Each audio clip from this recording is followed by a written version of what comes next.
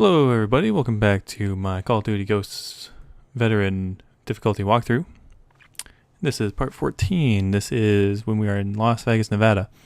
And I am going to negate any spoilers. So I took out the first part of this level. And I won't really spoil anything, but just to let you guys know, there is a part before this. Pretty much immediately before this, where you have to mash X or square on PlayStation, and you can die if you don't mash it fast enough, so just keep that in mind.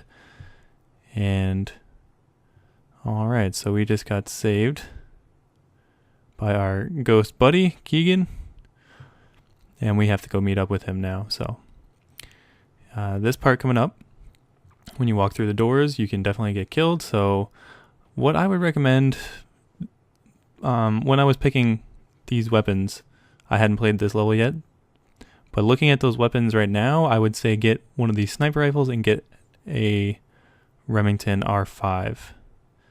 And you want to try and take those guys out as quickly as possible. But yes, get both of those guns and you'll do pretty well throughout this level. It'll help because there'll be some snipers, or sorry, not snipers, but helicopter pilots and wingmen on top of there, so that'll be useful for those guys. And Merrick doesn't look too good. And there we go, there's Keegan. I almost shot him. I got a little bit paranoid. But yeah, I like this weapon. This is one of those weapons in multiplayer where the silencer is integrated into the weapon and you don't have to get an extra attachment for it. But yes, we're just waiting here. I like to go prone so those guys don't spot us when they're coming in. I'm going to check out where their guys went. Not this guy though, this guy is taking a dirt nap. Just wanted to make sure he's extra dead. So I just shoot him in the stomach a little bit. But yeah, this weapon, I think, could be mistaken, but I think it's called the K7. It reminds me a lot of the MP5, the silenced MP5 in Call of Duty 4, which was my favorite weapon in that game by far. I'm sure a lot of people would agree with me. Besides the hunting rifles, the R700 and the M40, those were really, really well received. I know one weapon that was really hated was the M16 with the noob tube, and then you can get Juggernaut, and that was probably really one of the most frustrating things is Juggernaut. That and Martyrdom and Last Stand. I'm so glad that they took those out of this game, or out of this franchise, like I should say. And they're actually, over the years of Call of Duty, there are a lot of perks like that you can look back at and say, listen, I'm so glad that perk is out of this game. I guess you could say that for Commando. Well, it's like Marathon Lightweight Commando, and then the Tactical Knife I believe that started in Modern Warfare 2, but just the idea of being able to like teleport to your enemy and just like whenever you're in a close quarters situation, you're pretty much 9 times out of 10 gonna always get the kill. So that could get really frustrating. That, and if you guys remember the care package glitch, that was really frustrating as well, where you took out the smoke grenade that brings the you just keep that in your hand, the one that brings the helicopter, and basically you just ran around a lot faster. And if you have Marathon Lightweight and Commando, and then you have that, then that was overpowered.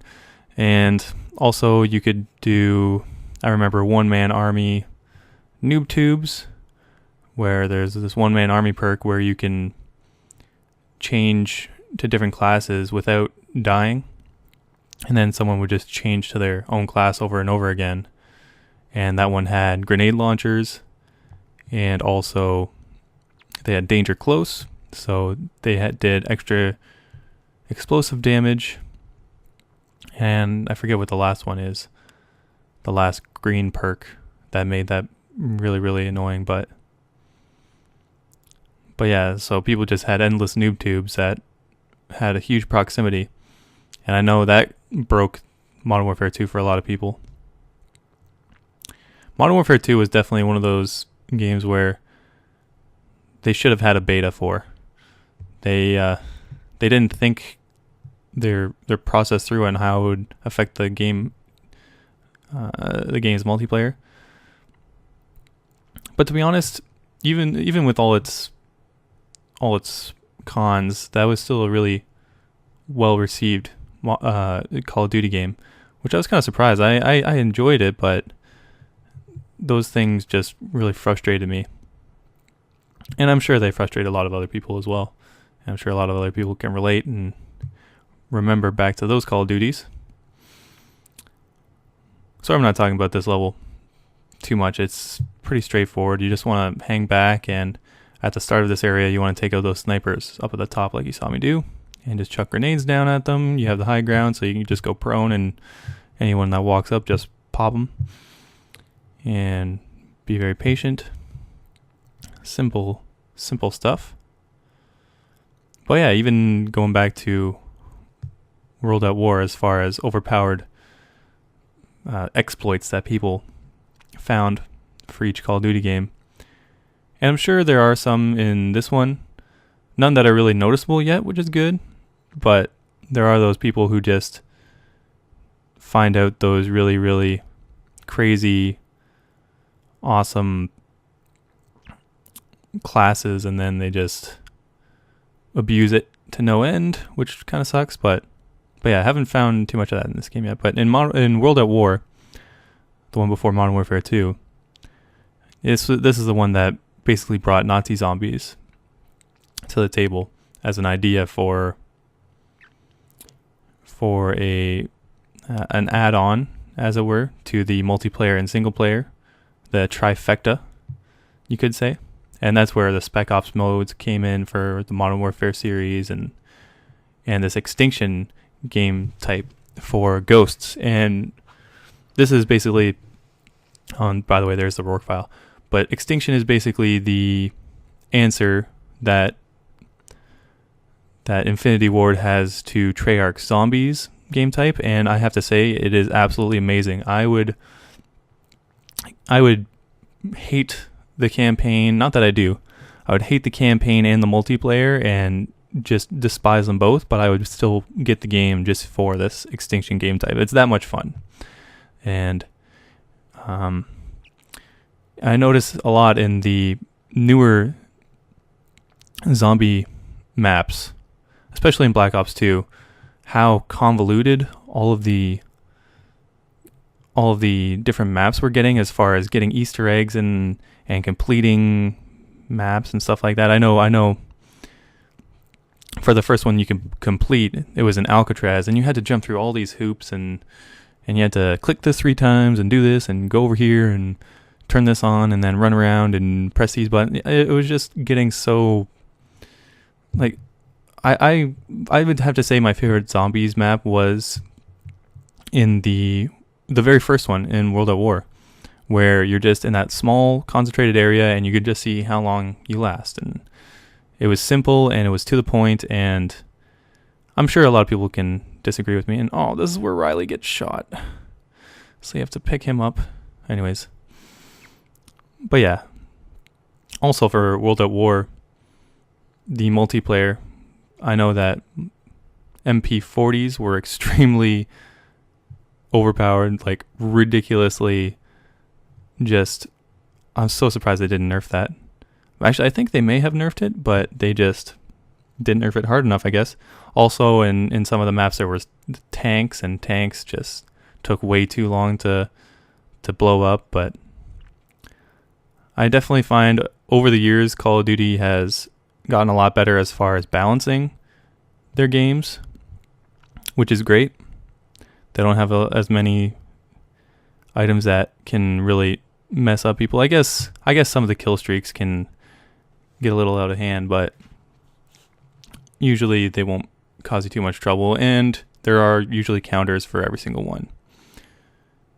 If you get the support class, where your kill streaks go through your deaths, there are some rocket launchers that you can use. Basically, it's kind of like the Half-Life 2 rocket launcher, where you have the laser designator. It's the one that you saw in the earlier levels of this game, where you're taking out those helicopters, if you can remember back to that. And yeah, those are available in multiplayer, so you can just easily destroy any. Like, if you choose to go that way, you can destroy any air support that they bring in. And if you can recall, they have Blackbirds, or orbital VSATs, as they're referred to in Black Ops 2. But they have something similar to that. It's called the Oracle, but instead of showing up on the radar constantly, it's like a UAV pulse, but it just shows an outline of where they are on the map, and only for a couple seconds. So it's a really toned down Blackbird, and there is a perk that you can use to counter that. So all over, the multiplayer seems pretty balanced, pretty fun. Takes a while to level up. By the way, when you're picking up and putting down Riley, these or the guys that you're with, Hesh and all them, they will always keep telling you to pick up Riley. Come on, we gotta go. We gotta pick up Riley. We gotta go. Come on, move. Pick him up. Come on, and it'll just drive you insane. But don't pick him up until until you know that all of the enemies in the vicinity are dead. So you can get Riley up. Let's go. They'll say that quite a bit. So don't listen to them. Just take your time and make sure that you watch out for those helicopters. But yeah, give me your opinions on what you think's overpowered in the Call of Duty games. I know a lot of people had differing opinions on what they hate, and I know quick scoping is a really big issue for a lot of Call of Duty gamers. But yeah, that's it for part 14, guys. All you have to do is run to this helicopter, and I will see you for our next part. We're almost done.